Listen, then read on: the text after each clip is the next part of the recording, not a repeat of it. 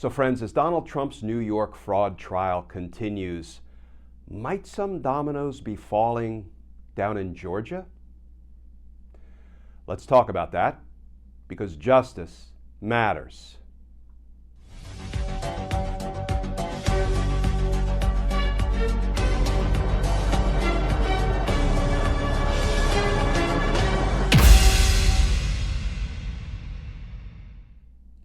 Hey all, Glenn Kirshner here. So friends, let's take a short break from the cesspool of Donald Trump's business fraud that's been swirling around inside that New York courtroom, and let's head on down to Georgia for a minute.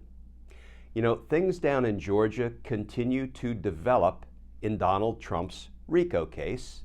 That's the one being prosecuted by District Attorney Fani Willis.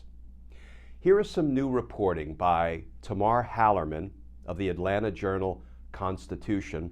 And can I just pause here for a minute and say that the reporters at the Atlanta Journal-Constitution, like Tamar Hallerman, Greg Bluestein, Tia Mitchell, and others, and the Fourth Estate generally, news outlets, newspapers, journalists, have in a very real sense been on the front battle lines trying to save our democracy, trying to uncover, document, and expose the crime and corruption of our politicians, our high government officials, and sometimes their attorneys. You know, justice really is a team sport, and we all need to be in the game. But here is some of the new reporting by the Atlanta Journal-Constitution's Tamar Hallerman. Headline: Fulton County prosecutors float plea deals to Trump defendants. And that article begins, Fulton County prosecutors are floating plea deals to a number of defendants in the election interference case involving former President Donald Trump, according to people with knowledge of the proposals.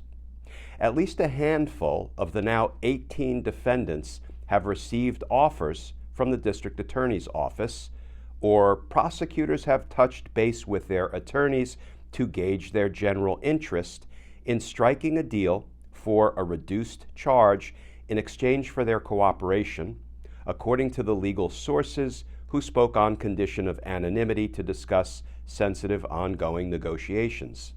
It's common for prosecutors to float plea deals to lower-level defendants in large racketeering cases as they home in on their biggest targets. Trump and his former personal attorney, Rudy Giuliani, face the most charges in the 41-count indictment, which centers on efforts to overturn the results of Georgia's 2020 presidential election. Last week, Atlanta bail bondsman Scott Hall became the first defendant to accept the deal, pleading guilty to 5 misdemeanor counts in exchange for his testimony. So friends, this is generally what happens in RICO cases, in conspiracy cases more broadly, big multi-co-defendant cases. The prosecutors will indict as many co-conspirators as the evidence shows are involved in the conspiracy, and then we'll go about trying to strategically make some plea offers to win cooperation from some defendants and to reduce the number of defendants who ultimately will stand trial. And, I handled a big RICO case, albeit a couple of decades ago, that has some pretty close parallels to what we see playing out down in Georgia, at least with respect to the number of defendants involved. And I want to talk for just a minute about that, and then I want to turn to this latest development, how bail bondsman Scott Hall pleading guilty and agreeing to testify against other co-conspirators, how the Scott Hall domino may be falling right into the Sidney Powell domino, and how it may knock Sidney Powell over and right smack into a guilty plea herself. But let me start just briefly with my experience handling these large RICO conspiracy cases. We had a case where we indicted a little more than 24 defendants in a RICO conspiracy, myself and a bunch of terrific federal prosecutors at the D.C. U.S. Attorney's Office were involved in that RICO investigation and prosecution. And after we indicted a little over 24 defendants, we began to extend plea offers. Now, some of the plea offers we extended didn't even require cooperation. They could just plead guilty. They didn't even need to flip and testify against other defendants. Why? Because we didn't really need the information or the evidence that a particular defendant could bring to the table. We already had enough to convict the other co-defendants. So we would offer them a guilty plea, maybe to a reduced charge, maybe with some kind of a sentencing cap, a reduced sentence, without them having to testify against others. Some defendants, we very much wanted to secure their cooperation.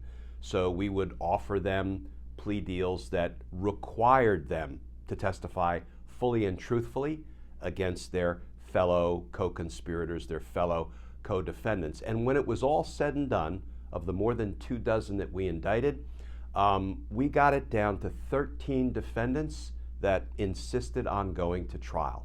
And then we did 3 waves of RICO trials. We did 6 in the first trial, 6 in the second trial, and 1 defendant in the third RICO trial. And that's how we resolved that pretty sizable RICO conspiracy case. I will say everybody was either convicted at trial or they had earlier pleaded guilty, either with or without cooperation. So the numbers are similar because down in Georgia, Fani Willis and her team indicted 19 defendants, and now they are in the process of offering plea deals. And Scott Hall has already accepted his plea deal. So let's turn to the Scott Hall domino that has just fallen. So why is the Scott Hall guilty plea a guilty plea with cooperation? He will testify against the other co-conspirators. Why is it so perilous for Sidney Powell? Well, here is some of the reporting from Reuters. Scott Hall, a Georgia bail bondsman, initially faced charges of racketeering as well as conspiracy to commit election fraud and computer crimes. He was accused of taking part in an unlawful breach of voting equipment in rural Coffee County in the southeastern part of the state in January 2021. Former Trump lawyer Sidney Powell, one of 2 defendants set to stand trial beginning next month, is also accused of taking part in the same breach. The same breach. The same unlawful breach of the Coffee County voting equipment that Scott Hall was up to his neck in and has now pleaded guilty to. Yeah, Sidney Powell was in it too. What does that mean? Well, that means, given that Scott Hall has pleaded guilty and agreed to testify, including against Sidney Powell, that in just a few weeks from now, on October 23rd, when Sidney Powell's trial kicks off, Scott Hall will almost certainly testify and will almost certainly be a sharply and deeply incriminating witness against Sidney Powell. And we're going to get to watch that trial for ourselves because it will be televised and it will be live streamed, and we will see all of the incriminating evidence in living color.